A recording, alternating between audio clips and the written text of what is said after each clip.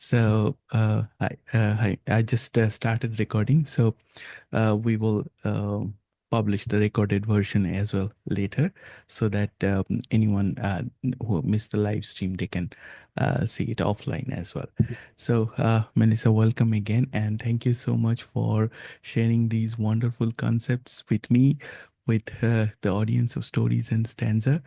And I request you to give a little bit of a recap of what we discussed. So maybe do you want to start from the first episode or the more recent one? Well, it's up to you. Each episode was fun and unique, and it's wonderful to be back chatting with you here today. I think in both episodes, we unpacked confidence and how you can step into your power and how you can become more confident in your everyday life, whether that is as a speaker or a presenter, or if that is somebody who is just trying something new. Because as we all are trying new things in our goals and ambitions and living out our dreams, that comes with inherent amount of fear. And so, what are some things that we can do to not let fear get in our way? And those are some of the things that we talked about, I think, really actually on both episodes. Yes. And when I was listening to the episodes like much later, like when I was doing the editing and I was playing it back, and once published, also I try to listen and see how it sounds as a listener. And I think there are such wonderful takeaways from both episodes. So let's start with the first one, which is about stage fear and speaking publicly. And as someone who hosts a podcast now, but was once very afraid of public speaking, uh, I can totally relate to the situation.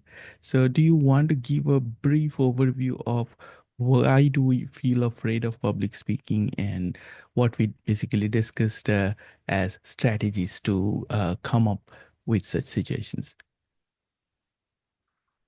Certainly. So, when it comes to being nervous It is about very public true, speaking, very. if that is something that you're nervous about, don't worry, you are not alone. In fact, So, as statistically I mentioned, speaking, concentration more is one of the people most are important afraid of skills that we public can speaking develop. than dying. And there isn't That's a pretty any big statistic. easy. And so, what that means, though, is that where that fear originates from is it dates back to our prehistoric ancestors when being in a group meant survival. It was much easier to kill a buffalo so you could all eat it for dinner than if you had to kill that buffalo by yourself.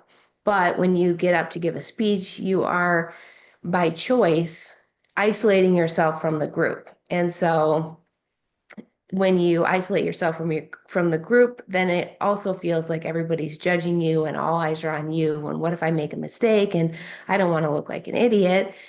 And the thing is, all that mental space that you're spending thinking about yourself and how you look is also thoughts that your audience is having about themselves. They're thinking about all those same thoughts about themselves. And so there's not room in anybody's head to be thinking about the other person and judging the other person.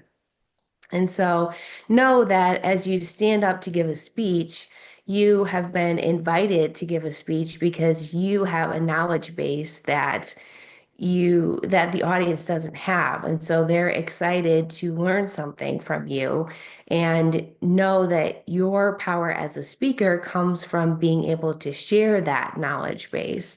And so when we focus on our own feelings of, I'm really nervous, I don't want to look like an idiot, and what if I make a mistake, then our nerves rise. But if we focus on our audience and I'm here to share my message, I am a subject matter expert and I get to make a difference in their life. And if I can leave one nugget of wisdom in one person's mind, then I've succeeded. And we start to reframe the conversation that way, then we see our nerves start to decline. And so those are some of the strategies that we talked about on our first podcast together. Thank you so much, Melissa. And for the audience, we wouldn't go into all the details. Feel free to check out the old episodes on YouTube or in audio podcasts if you like. And Melissa has been kind enough to put together two wonderful ebooks, one on stage fear and the other one on imposter syndrome.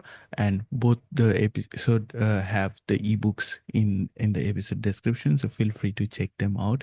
And I'm sure you will be benefited by her wisdom and by her strategies. And as someone who has been through this, I can totally relate to what she is saying. And now we will come to the more recent episode, which is on imposter syndrome. And I think that in a way it kind of relates as well to the first episode. So there is a connection there. And I request you to share some details around that as well. I'd love to. So, imposter syndrome, for those who don't know, is this feeling of self-doubt or insecurity that often happens when you're trying something new. It sometimes happens when you get a promotion at work and you feel like maybe you only got that promotion because you got lucky, and that you worry that your abilities are going to get found out and that you don't actually deserve the promotion.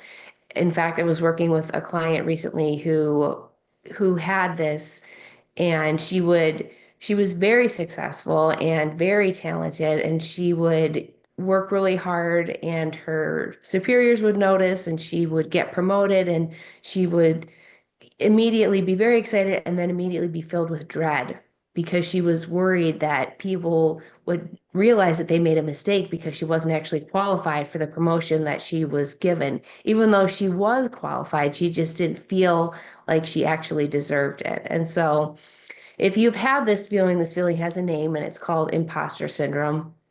And so it's this feeling of self-doubt and this inner struggle that people have regarding that. And so the good news is that there are strategies that we can use that help us overcome that. And so, as we talked about on our episode together, the first is to acknowledge those negative thoughts and to reframe those negative thoughts. So instead of telling yourself that I don't belong here, say, I have worked very hard to be here and I do deserve to be here.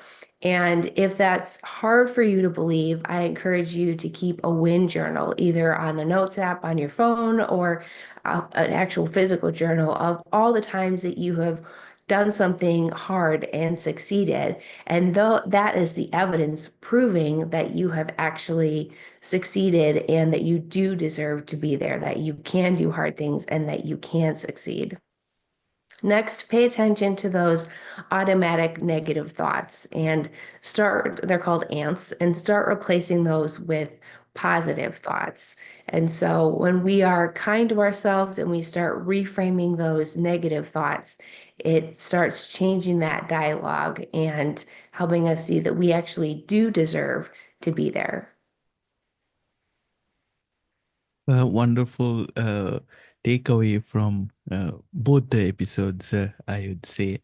And you shared some insights on the first episode, which was related to breathing practices, which was to kind of regulate your nerves, to be able to communicate clearly. And that's a very valuable and small as well strategy. I think that can make a lot of difference in people's speaking. And I just wanted you to share a little bit about the ebooks. So how can people get them? So the links are of course already there in the episodes, but can you briefly talk about the books? Yes, so the first ebook is called Kicking Your Speech Anxiety to the Curb. And so it does outline that breathing strategy, which is the 5 by 5 by 5 breathing strategy. So it helps calm your parasympathetic nervous system.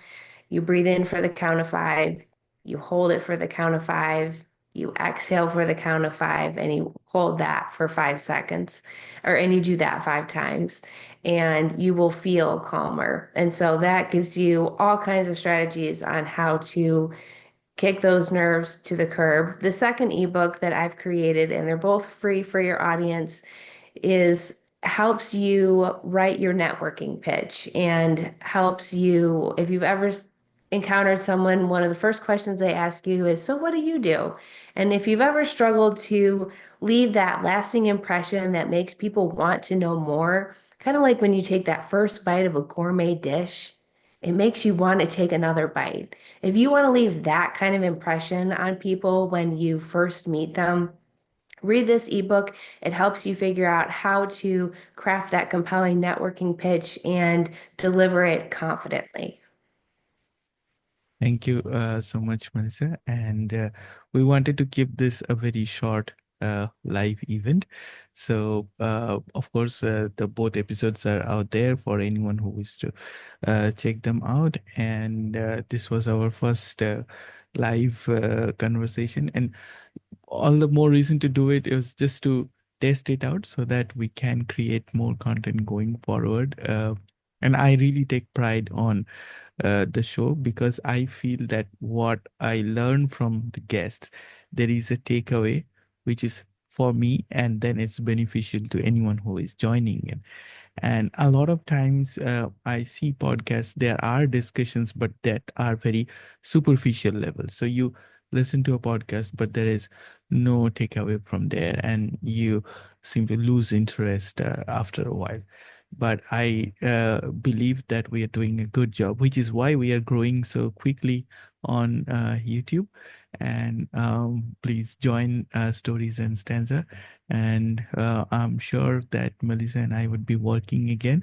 And if anyone wants us to talk about something that is of interest to them and which is related to speaking and the topics that we have covered so far, please let us know on social media, and we will plan and see how we can bring it as a new episode. Thank you once again, Melissa, for joining me today. Thank you so much for having me on your show. I just am so grateful that your podcast exists and that it is so helpful for so many people. Thank you. Thank you.